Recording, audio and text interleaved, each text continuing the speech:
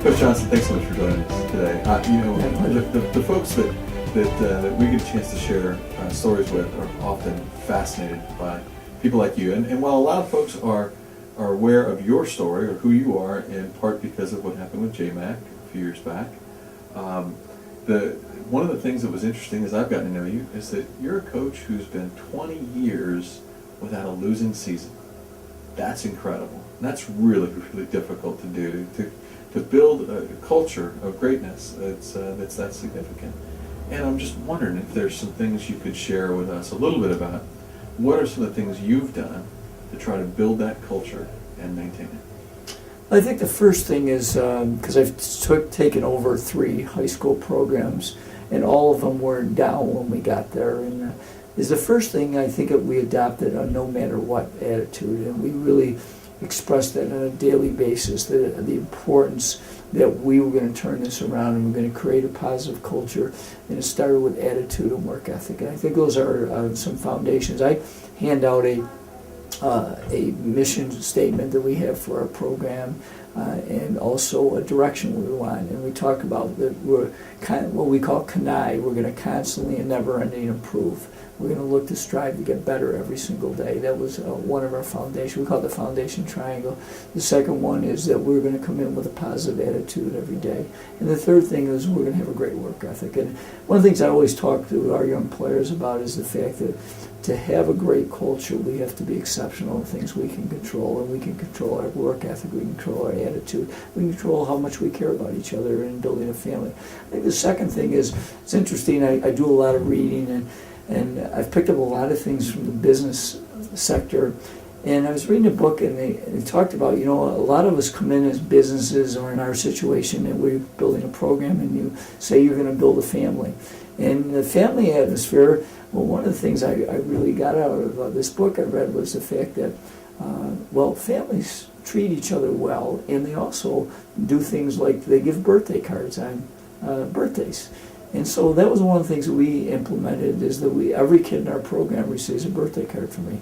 And it's just a little added touch in building a culture, showing that. Absolutely. If you're going to talk about being a family, you got to live that.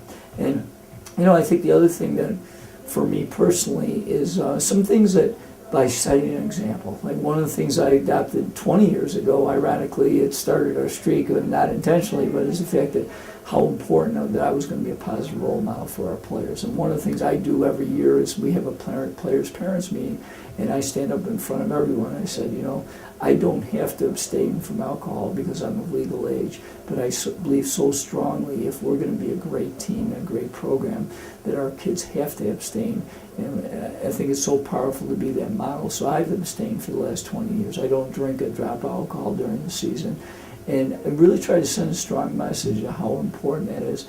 And the fact that just the things you do on a daily basis, I make sure I get there every day early, and things are prepared, and the organization, and we have a practice schedule every single day. It's well thought out, it's written down, it's prepared. The kids know that we're organized. We're not going to come in and just go off the cuff. That every day we go through certain routines, so they understand the importance of organization and how to prepare to be great. You and I have talked a lot about Coach Wooden. Mm-hmm.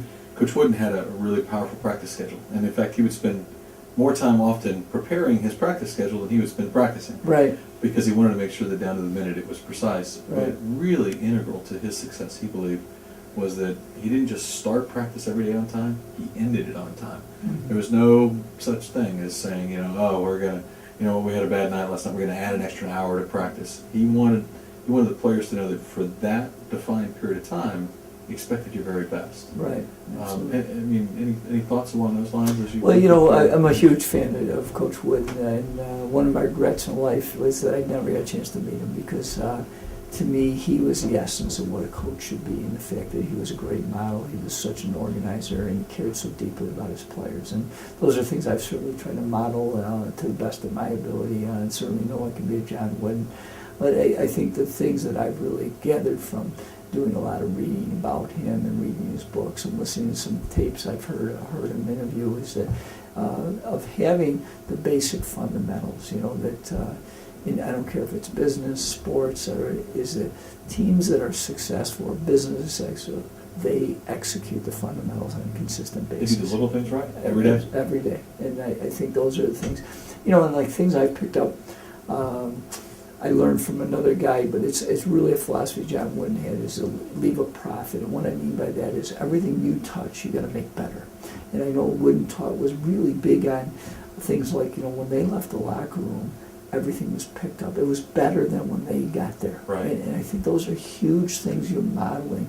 Like my kids sometimes think I'm very fastidious about, but I go into an opposing locker room and I see papers, I pick it up, okay?